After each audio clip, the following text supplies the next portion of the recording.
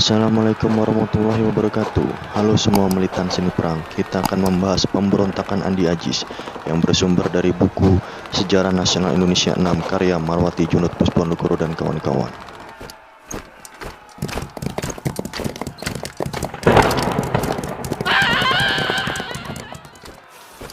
30 Maret 1950, sebenarnya Kapten Andi Ajis bersama dengan pasukan yang ada di bawah komandonya sudah menggabungkan diri ke dalam APRIS pada upacara resmi di depan Letnan Kolonel A.J. Moko Ginta, Ketua Komisi Militer dan Teritorial Indonesia Timur. Kapten Andi Ajis adalah bekas ajudan Presiden NIT di Makassar. Ternyata kurang dari 1 minggu setelah penggabungan itu, Andi Ajis melakukan pemberontakan. Motifnya adalah menolak masuknya APRIS yang berasal dari TNI ke Makassar. Pada waktu itu situasi politik di Makassar memang tidak stabil, akibat adanya demonstrasi dari dua kelompok yang berseberangan. Kelompok anti-federal menuntut agar NIT secepatnya membubarkan diri dan bergabung dengan RI, sedangkan kelompok pro-federal berdemonstrasi untuk mempertahankan NIT. 5 April 1950, dalam suasana politik yang cukup tegang itu terdengar berita bahwa pemerintah RIS mengirimkan kira-kira 900 pasukan APRIS yang berasal dari TNI ke Makassar untuk menjaga keamanan. Kesatuan TNI atau APRIS ini di bawah pimpinan Mayor Hafi Worang. Berita ini mengkhawatirkan pasukan bekas Kenil yang takut akan terdesak oleh pasukan baru yang akan datang itu. Mereka bergabung dan menamakan diri pasukan bebas di bawah pimpinan Kapten Andi Ajis. 5 April 1950, pada pukul 5 pagi, Andi Ajis dan pasukannya yang dibantu oleh anggota Koninklijke pasukan Belanda dan Kenil menyerang markas APRIS di Makassar. Kekuatan mereka jauh melebihi kekuatan APRIS. Karena itu dengan mudah mereka berhasil menguasai kota Makassar. Beberapa prajurit APRIS atau TNI jatuh menjadi korban, dan beberapa orang perwira, termasuk Letnan Kolonel A.J. Moko Ginta, ditawan. 7 April 1950, untuk menghadapi pemberontakan Andi Ajis, pemerintah memutuskan untuk mengirim pasukan ekspedisi ke Sulawesi di bawah pimpinan Kolonel A.E. Kawilarang. 8 April 1950, pemerintah mengultimatum Andi Ajis agar dalam waktu 2x24 jam melaporkan diri ke Jakarta untuk mempertanggungjawabkan perbuatannya. Ia juga diperintahkan mengonsiasi pasukannya, mengembalikan senjata-senjata yang mereka rampas, dan membebaskan semua tawanan. Ultimatum itu ditanggapi Andi Ajis. Setelah batas waktu terlampaui selama 3 hari, ia berjanji akan ke Jakarta pada tanggal 13 April 1950. Akan tetapi atas desakan Somokil, janji itu diingkarinya dan karena itu ia dianggap pemberontak.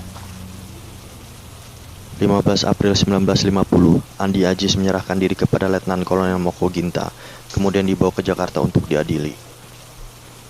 Sementara itu, Batalion Worang yang belum sempat mendarat di Makassar meneruskan perjalanan ke Jeneponto dan mendarat dengan dikawal oleh korvet Banteng dan Hang Tuah.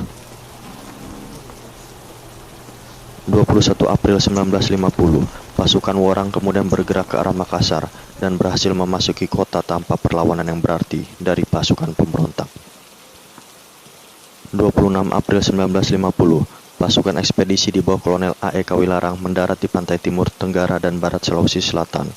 Pasukan ini berkekuatan lebih kurang 12.000 personel, diangkut oleh 12 kapal yang juga membawa 2 tank pendarat. Kapal-kapal itu antara lain korvet Hang Tuah, Banteng, dan Raja Wali. Untuk membantu kelancaran operasi di darat, APRIS mengerahkan 2 pesawat pengebom B-25 Michel. Markas komando APRIS ditempatkan di Makassar. Di samping kekuatan Angkatan Darat, Angkatan Laut, dan Angkatan Udara, pihak Kepolisian Pusat di Jakarta mengerahkan 2 kompi mobil brigade yang berasal dari Jawa Timur. Dengan datangnya pasukan ekspedisi ini, keamanan di Makassar berhasil dipulihkan. Akan tetapi situasi aman itu tidak berlangsung lama, sebab di dalam kota masih terdapat pasukan KL dan Kenil yang menunggu penarikan keluar kota Makassar. Pasukan KL dan Kenil ini sering mengadakan provokasi dan memancing bentrokan dengan pasukan APRIS. Provokasi mereka semakin lama semakin meningkat. Lebih dari itu, mereka mulai berani melancarkan serangan menembaki pos-pos APRIS, terutama asramanya yang berada di Kampe Memkis dan Tangsi Mato Angin. Keduanya terletak di kota bagian selatan. 15 Mei 1950, pertempuran antara Kenil dan APRIS atau TNI meletus. Dalam pertempuran tersebut, APRIS berhasil memukul mundur pasukan lawan. Sore harinya pertempuran umum berhenti setelah KL atau Kenil merasa tidak mampu mengimbangi kekuatan APRIS atau TNI.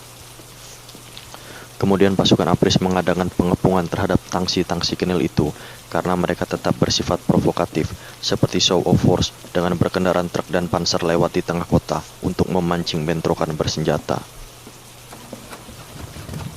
18 Mei 1950, untuk mengatasi kemelut tersebut, diadakan perundingan antara pimpinan APRIS dan Kenil. Pihak APRIS diwakili oleh Kolonel Kepala Staf Angkatan Darat Abdul Haris Nasution, sedang pihak Belanda diwakili oleh Kolonel Perida. Dalam perundingan itu, disepakati untuk melakukan penjagaan bersama oleh polisi militer dari pihak APRIS atau TNI dan militer politie dari pihak Kenil di daerah tangsi-tangsi Kenil. Di daerah tersebut Kenil tidak boleh keluar dan sebaliknya prajurit APRIS tidak boleh masuk. Di dalam kota dilakukan patroli bersama. 1 Agustus 1950, hasil perundingan ini ternyata hanya ditaati selama beberapa bulan.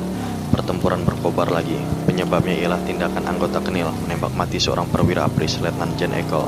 Perwira ini baru datang dari daerah Nusa Tenggara karena tidak mengetahui adanya peraturan mengenai garis demarkasi. Ia memasuki daerah Kenil atau KL.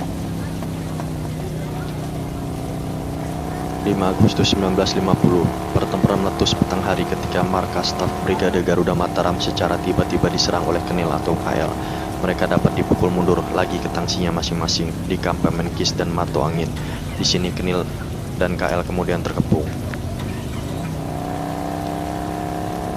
Serangan umum dilakukan oleh APRIS dengan mengikut sertakan unsur-unsur infanteri maupun artileri, serta kekuatan udara dan laut. 8 Agustus 1950, Kenil dan KL sudah sangat lemah. Menyadari kedudukannya yang sangat kritis, KL dan Kenil minta berunding. Perundingan diadakan antara Kolonel A.E. Kawilarang dan Mayor Jenderal C. Velar dari KL dan Kenil.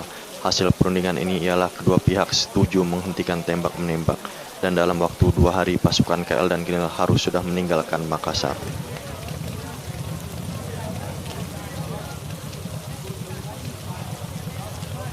Sekian dari Seni Perang. Bila Anda senang dengan video ini, bisa diklik like dan subscribe. Bila Anda rasa video ini bermanfaat, bisa di-share dan komen di kolom komentar. Mohon maaf bila ada kekurangan dan kesalahan. Sampai jumpa di video selanjutnya.